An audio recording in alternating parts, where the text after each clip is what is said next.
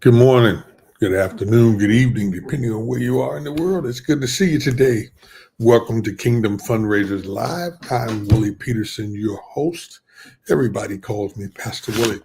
And so I'm glad to be with you guys today. I've got some good stuff, I believe, that can help you in your fundraising efforts. And I really want to answer some of the questions that I get.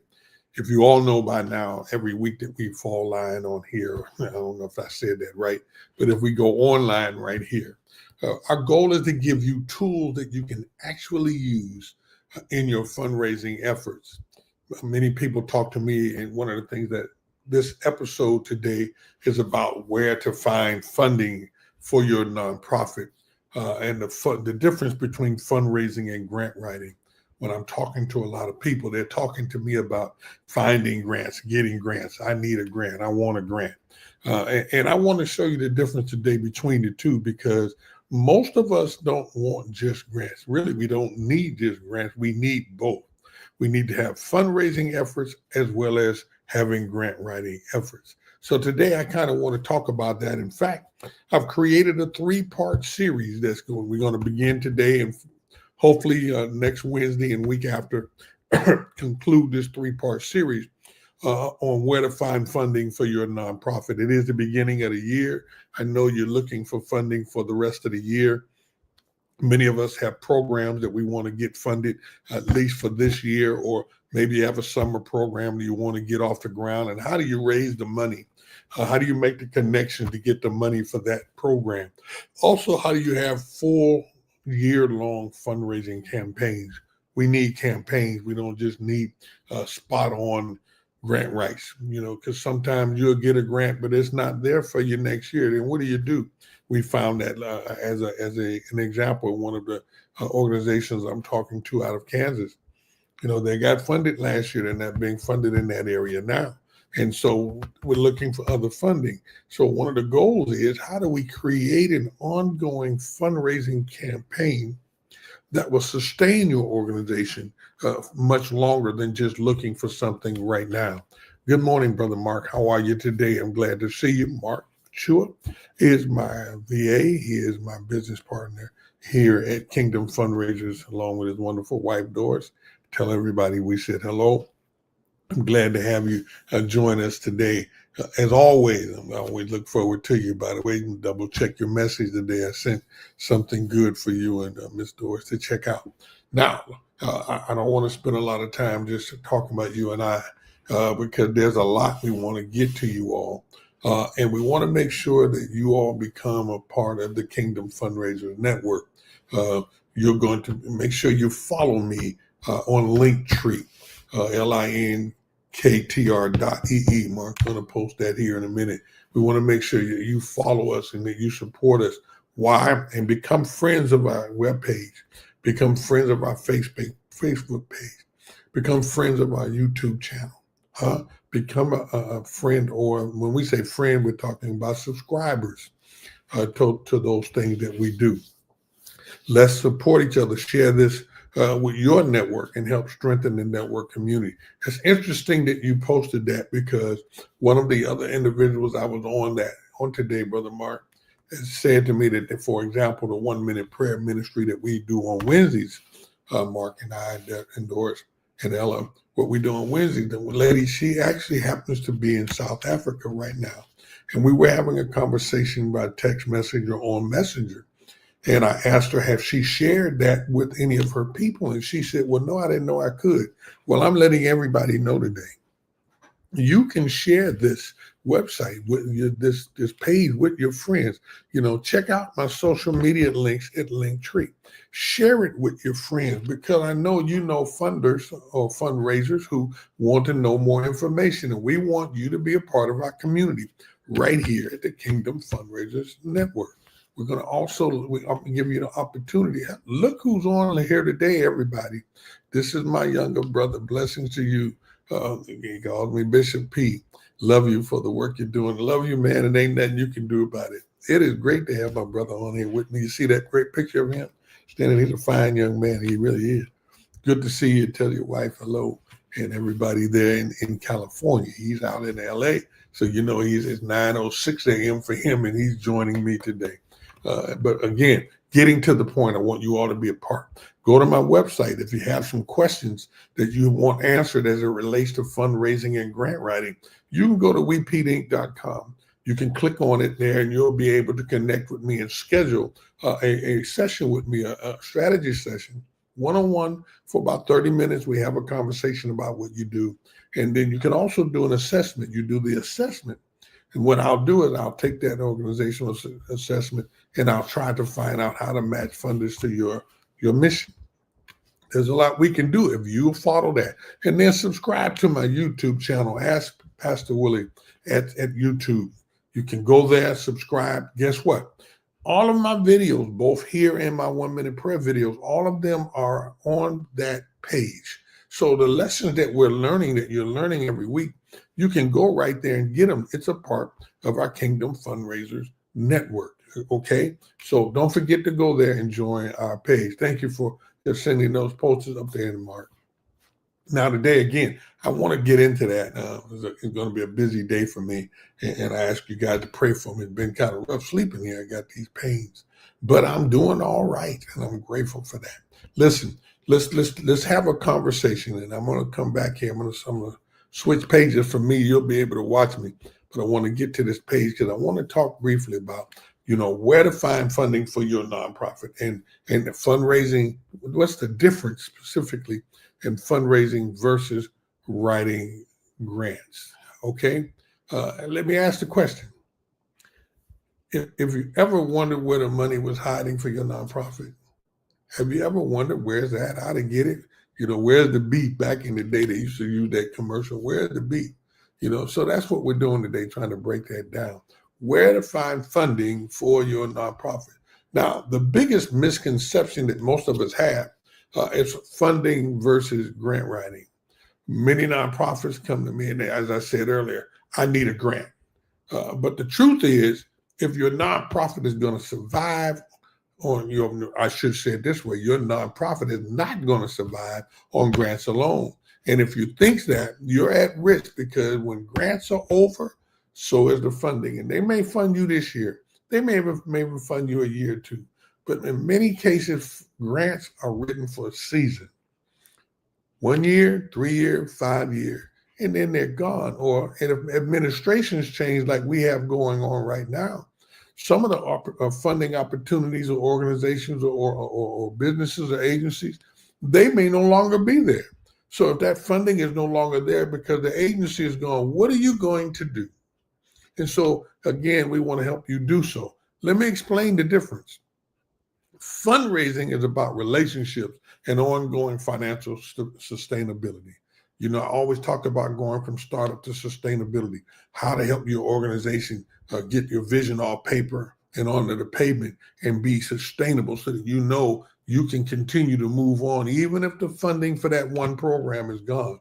You may be doing a tutoring program and the funding for that tutoring program is gone, but you can find ways to raise funds by still doing them. So fundraising is about building relationships with funders, building relationships with people or individuals or organizations or groups, even your banks, your foundations, building a relationship with the banker that you bank at, for example.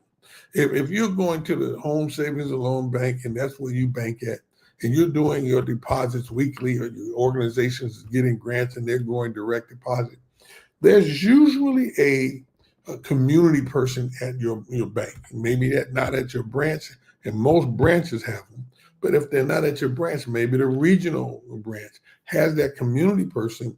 And when you build that relationship with that person, you're having a program, invite them. In fact, every now and then have a donor fundraising program just to invite them, give them coffee and donuts and explain what you're doing. Let the children talk or let the seniors talk or let somebody talk about what you're doing. And that helps build relationships with your funders so that you can have ongoing financial stability. When it comes to grant writing, the difference is it's about specific project-based funding. You got a tutoring program. I want to take the kids on a field trip. You want to write a grant to see if you can find money for that.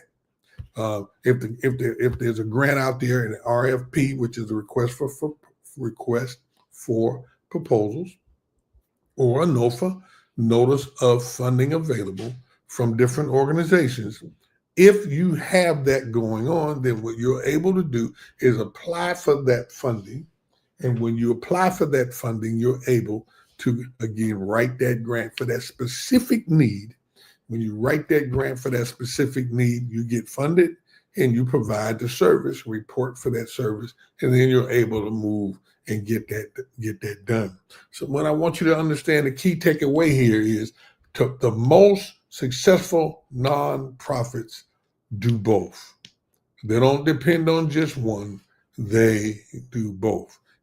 Was that helpful to you? Did that kind of make some sense for you? Again, when you go to talking about you funding versus grants, you want to, fundraising is about relationships, and then grant writing is specific project-based funding.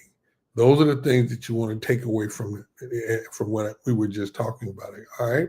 Now, let's look at it this way. Where do we find that funding? Okay, now we're talking about the difference between funding and the difference between grant writing. Where do we actually find funding for your nonprofit?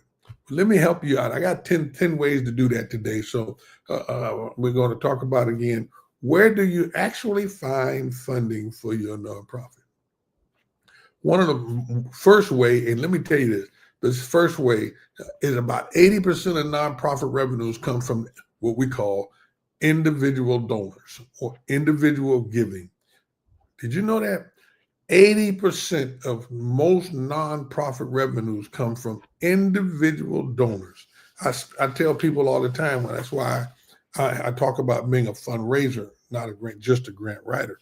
And I'm going to give you a couple examples of what we may call ways to do individual donor funders. How about, for me, since I'm doing Kingdom Fundraising, let's talk about how about having a Kingdom Builders Club, where you can have people that join your club, or members only. They donate and they get specific perks as it relates to your organization. If you're having a banquet or fundraiser, or you're doing events, these individuals are highlighted because they give to you monthly, and these are people that's helping you do things on a regular basis. So how about having something like Hope Champions, monthly supporters for a community nonprofit? How about like a Healing Hands Society, healthcare and human services? Depending on what your niche is, your avatar is, you can name your individual donor fundraising that targets what you do, healthcare or children champions, or you're building something as a kingdom, as I say, a kingdom club. You can have a social club, things like that, what you can do where you got people on your side. Faith in Action Partnership, there are things like that. So, to make it easy, you get people to sign up, you get donor-friendly websites. You know what I tell people most of the time for individual donors? Watch this, y'all. One of the things I say to people regularly, people who are around you. We just had this conversation with one of my clients out of Atlanta. There are people in your network that you talk to and see every day. When is the last time you've asked them to donate to your organization? Most of the time we don't. Sometimes it's out of fear, with rejection. We don't want them to say no. We don't want them to think we're begging. But I got news for you. As a Kingdom fundraiser, I'm not too proud to beg. You ought to be able to know your mission, share your vision in an elevator pitch, and cause people to want to give. And so that's part of what you want to do as you want to attract individual donors to your organization, so that they'll be willing to give, they'll want to give. And you have to be bold about it, not afraid and not ashamed about that. Let me give you another one. We just talked about individual donors. How about local businesses and corporate sponsors? Oh, let me go back real quick to individual donors. Every time you go somewhere, don't just take a business card, take an envelope.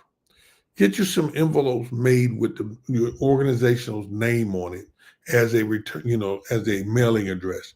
You can actually at the top corner put your same information as a return envelope, as you do as the mailing address. Why? Because if it gets lost in the mail, guess what? It's still coming back to you. That's a tidbit that most people don't do. Get you some envelopes made. Go to the Home Depot, one of them, not Depot, Office Depot, one of them places. Get you some envelopes made with your organization's name and address to it. At the top where the return address goes, put the same thing there. And when you go somewhere, you don't have to get the big envelopes, get the smaller one. When you're going somewhere and you're talking to people, reach in your pocket, reach in your purse, give them an envelope as you're sharing with them. So why? They might want to send you a donation every now and then. So don't be afraid to talk about that. Hello? That was pretty good, wasn't it? Number 2, local businesses and corporation sponsorships. Businesses love to support community-based causes for visibility and impact. Your local businesses, your Walmart, your Kmarts, those businesses love being a part of the community.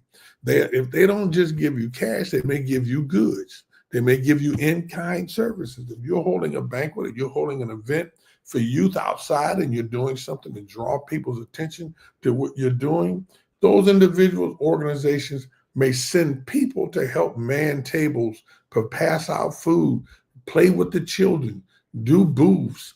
You can get individual businesses to donate their time as in-kind services. Now watch this. If you get 5 people from Walmart to come and be a part of your organization, and Walmart's paying them $15 an hour, you add your time up, 15 times your 5, times the 5 hours they're with you. That's in-kind service time that you can show in your grant writing. That's another story for another day. But you want to use that because it offers win-win sponsorship packages, branding, events. They'll sponsor your event. Get them to sponsor the room in your location. If you got 4 or 5 rooms, have one of them sponsor your room. So when people come in the room, they see, a badge or something on the room with their name on it. Put it over the top, put it right at the door so that they can see the bank or the community organization is sponsoring your room. Does that make sense? That sound good? Huh? Local businesses, corporations is the second way I want you to think about. Number 3, events and fundraising campaigns. Engage the community while raising funds. Host dinners, walkathons, get virtual galas. You can do a virtual gala. You can do things online, webinars, just to bring people in and have, people talk. If you got people in your organization that are achieving their goal, you got some success stories, do some webinars with them. Let people know what you're doing. Facebook giving campaigns. You have to go about it the right way, but you can do Facebook giving campaigns. There are ways to host events, fundraising campaigns for your organization. So what? So why? Why do you want to do that? You want to do that so that you can begin to raise money other than just writing grants. First one we talked about was individual donors. The second one that we talked about is what? Local businesses. And the third one we're talking about, hello, my sister. Good afternoon, Miss Debbie. Good afternoon. You can share this information with that organization you and I were talking about. These are ways to raise money regularly. Again, first one, individual donors. You know somebody because you're calling them, talking to them, you're visiting them, they're visiting you, y'all going to lunch together, individual donation. Get you a business card, get you an envelope, and have your name on that envelope. Just hand it to them. Hey, whenever you can, send us, can you help us out? Don't be ashamed. Local businesses, we talked about that. Third one was events and fundraisers. The fourth one I want to talk about is online giving and crowdfunding. Now, you may need some coaching with that. You may need some understanding, but platforms like GoFundMe, Give Better or Give Butter, Donor Box, they make it easy for you to raise money, right? So you want to be able to take advantage of these organizations doing that. Again, online giving and crowdfunding campaigns is another way to raise money. Storytelling sales. Share impact-driven stories to encourage giving. So when you're doing these online campaigns, you're on Facebook, do a reel. I do that a lot. I post reels I talk about ways of what we're doing and how we can help you and stuff like that. Do a reel. Get your camera, do a 2-minute, not even that long, 30-second, 45-minute reel. Tell a success story. Post it on Facebook. Most of our organizations have something. We're at least on Facebook, and we're using Facebook, to me, in the wrong way. Tell your story. Let people see and hear what you're doing. That's how you get it done. It's always good to support nonprofits and fundraising. Amen, my brother. Amen. And so you want to make sure you're doing online giving and crowdfunding. Get on Facebook, get on social media, get on LinkedIn, get on these places, and do what? Tell your story.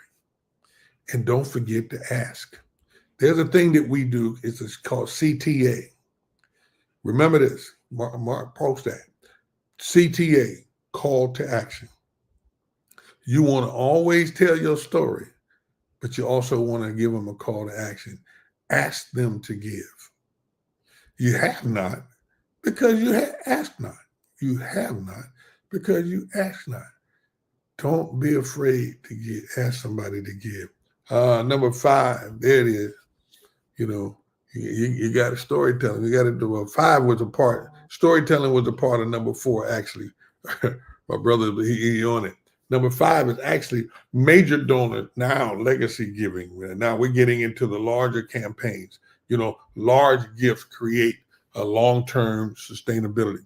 So you're doing programs when you're having a large event where you're asking people to build, to give on a regular basis. With some of them envelopes, you get you a card and drop it in the envelope, and you can have $10, $50, $100, $500, $1,000, asking people to give.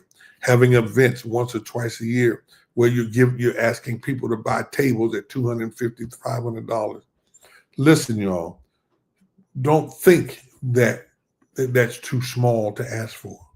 There are businesses out there that will do that with you and for you. Major donors, legacy giving, have a legacy campaign. The strategy in that is you're building relationships and inviting donors to invest into your mission. If you believe in what you're doing, then you need to present it so others can believe in it too. Not just giving once, but asking them to give monthly. There are people who will give to your organization once a month. If you had 10 people giving you $100 a month, that's an additional $12,000 a year that you didn't have. Whoops. Because see, most of the time we'll only think about it as that $100. But I think if the long term, it's $12,000. What can your organization do with $12,000? Because 10 people giving you $100 is $1,000 a month. And it may pay the gas bill, the light bill.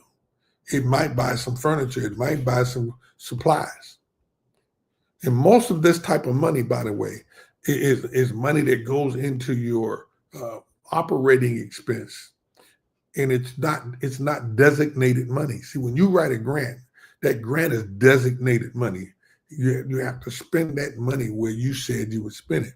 But with these things I'm talking about now, most of them is non-designated money. So it goes in your general operating expense. Who doesn't need general operating expense money? These are ways, wow, my time moving fast. Now you know why I'm doing a 3-part series on this. Let me give you the other ones before I let you go. We were talking about major donors.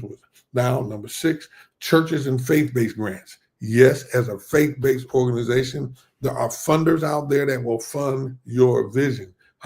Many denominations and Christian organizations offer funding. Southern Baptist Convention, as I was working with them, they gave some of our leaders $500. A couple of them were getting $2,000 a month for a while. There's a way to get that done depending on the organization that you're with. You have to research that. 5 R's for Successful Fundraising. My book says the number 1 R is research. Find out who's giving you those dollars, right? Research denominational websites and faith-based foundations for funding opportunities. Research denominational websites and faith-based foundations. You want to do that. You want to make sure you're researching denominational website and faith-based foundations for funding. You don't know where to go? That's what Kingdom Fundraisers is here to do. Number 7, government grants and contracts. Most faith-based churches and smaller organizations are afraid of those things. My brother say, I post everywhere. I do business for those who are truly wanting to learn how fundraising properly through classes. Oh, well, amen. Amen. Sign up today and learn the right way to do it. I appreciate that, man. Sign up today. Sign up today. Learn how to do this. Government grants, contracts. You got that? Now, that's where the big money is. But you also have some small ones. These are great for large projects. You want them now. That's where we talk about grants and getting specific things. Government grants and contract. Watch this. Don't just apply for grants. Work your way to have contracts. Our child care center began off of grants. But before you know it, we were getting contracts, which was paying our organization monthly for over 20 years. We had a contract with the Department of Education, a contract with the Welfare Department or and HUD contracts. So we knew we had money coming in for the whole year because of those contracts. And year after year after year, we did that. We had a budget of almost $500,000 just off those three agencies alone, year after year after year. Number 8, private foundations and philanthropy grants. Membership subscriptions that you can apply for. I'm moving fast, Mark, because I got to get these people out of here. Number 9 was membership and subscriptions. We have one, Kingdom Fundraisers. We have a membership for those of you all who want to know how to do this fundraising. And there's some perks that you get out of being members of the Kingdom Fundraisers Network. Well, you can do the same thing with your organization. Have membership and subscription-based giving, where people have advantages of being a part of your, Kingdom Builders Club or Kingdom Fundraisers Network, like we have. Mission partner programs. You want to do that as memberships. And the last one is in-kind donations and community partnerships. Listen, businesses and individuals they often prefer to donate goods or services instead of money. So, allow their goods and services to come in. If you want tutoring, you want somebody in your extra room, you might have to do some fingerprinting because you're working with you. But if they come in and help you out and they're there 3 days a week, 1 hour a day, then you're saving time. You're saving money because you don't have to pay it out of your general operating expense. Again, these 10 things are 10 ways that we're trying to help you today. 10 ways to find funding for your nonprofit. You want this information, email me, DM me, let me know that you want this information, and we'll do all we can to help you get your vision off of paper onto the pavement, and we help you fundraise. Listen, don't forget, we were talking about Kingdom Fundraisers, our membership package. You can start with us through membership. We can connect with you in our 3 different ways. You can do it for yourself. You go to my website, WePete. You can learn how to do this stuff for yourself, or that we have a package that you can partner with us and we'll do it with you and train you and show you how to do it, which is the way I do most of my clients. And then the last one is we can do it for you. You want fundraising, then our team can do the fundraising for you. And so there are several ways to go about that. But we want you to have your business rolling, making money, doing the thing that God has called you to do this year in 2025. Thanks for joining me. I look forward to seeing you. Next week is part 2 of this. We're going to be doing this again as a series, 3-part series. So I want you to join us next week and make sure you join us and get part 2 of next week. Let me see if I can give you what part 2 is. It ain't there. Yes, it is. Part 2. Before I let you go there and go part 2, episode 2, how to find and apply for faith-based grants. There you go. Part 2, how to find and apply for faith-based grants. Tell everybody, join me next week so you can learn how to do that. Thank you for joining me. See you next week.